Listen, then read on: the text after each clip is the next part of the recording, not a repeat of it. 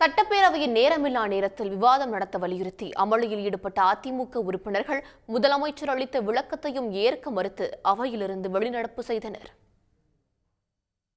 தமிழ்நாடு சட்டப்பேரவை தொடங்கியவுடன் வினாக்கள் விடைகள் நேரம் நடைபெற்றது.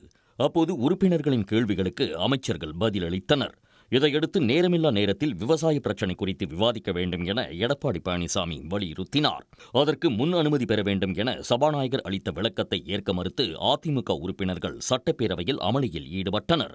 அப்போது பேசிய முதலமைச்சர் மு.க.ஸ்டாலின், எதிர்க்கட்சியினர் எழுப்பும் பிரச்சினை குறித்து நாளை விவாதத்திற்கு எடுத்துக் கொள்ளப்படும் என்பதால் அவையை நடத்த ஒத்துழைக்க வேண்டும் என கேட்டுக் கொண்டார். நம்முடைய எதிர்க்கட்சித் தலைவர் அவர்கள் மற்றும் இருக்கக்கூடிய உறுப்பினர்கள் தந்திருக்கக்கூடிய ஒரு கவன ஈர்ப்பு தீர்மானம் குறித்து அதை இப்பொழுது நேரமில்லா நேரத்திலேயே எடுத்துக்கொண்டு பேச வாய்ப்பு வேண்டும் என்று எதிர்க்கட்சி தலைவர்கள் தொடர்ந்து வலியுறுத்தி கொண்டிருக்கிறார்கள். இங்கே நம்முடைய சபாநாயகர் அவர்கள் அதற்கு வாய்ப்பில்லை, இருந்தாலும் பதில் வந்ததற்கு பிறகு முடிவு செய்யலாம் என்று சொல்லிக் கொண்டிருக்கிறார்.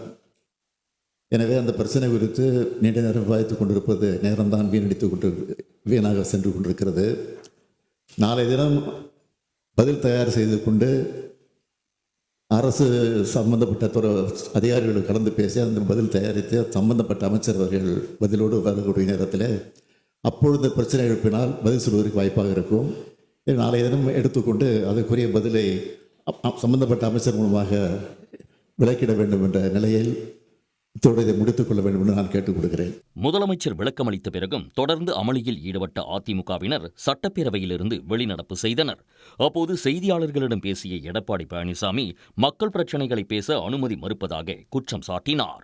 இந்த நோயால் பாதிக்கப்பட்டவர்களுக்கு தனி வார்டு அமைச்சு சிகிச்சை அளிக்க வேண்டும். இல்லாவிட்டால் சிக்கன்குனியா நோய் ஏற்பட்டுவிட்டால் உயிருக்கு ஆபத்து ஏற்பட்டுவிடும்.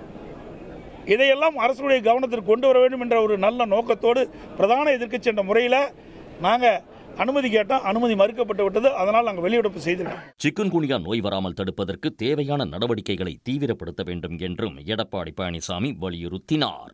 உடனுக்குடன் செய்திகளை தெரிந்து கொள்ள சன் நியூஸ் பெல் ஐகானை கிளிக் பண்ணுங்க.